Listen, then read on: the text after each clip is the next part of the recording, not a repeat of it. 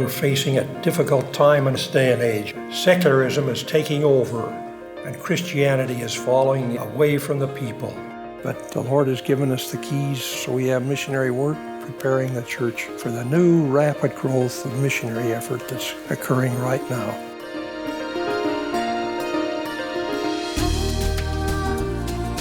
All you have to do is look at the past and know what's happening in our Father in Heaven's kingdom.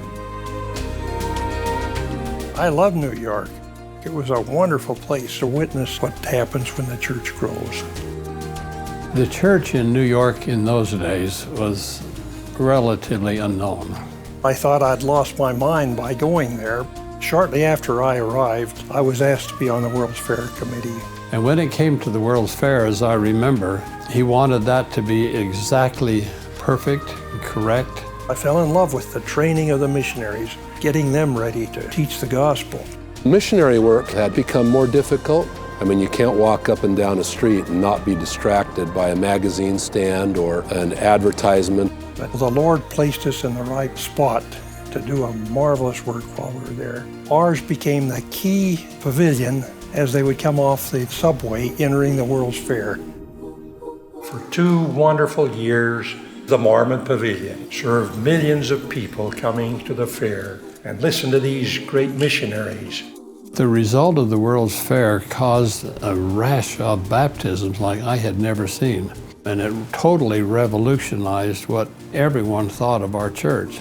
It was a very exceptional time, but what was happening in New York was different than today, because we're in a different era than we've ever been before. How then can we fulfill this calling from the Lord to preach the gospel? With the lowering of the age to call missionaries, it ushers in a new era for missionary work in the church.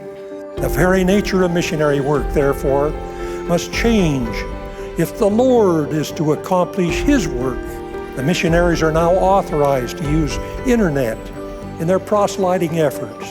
Just as missionaries must adapt to a changing world, members must also change. We can let the missionaries try to do it alone, or we can help them. If they do it alone, they will knock on doors day after day, and the harvest will be meager.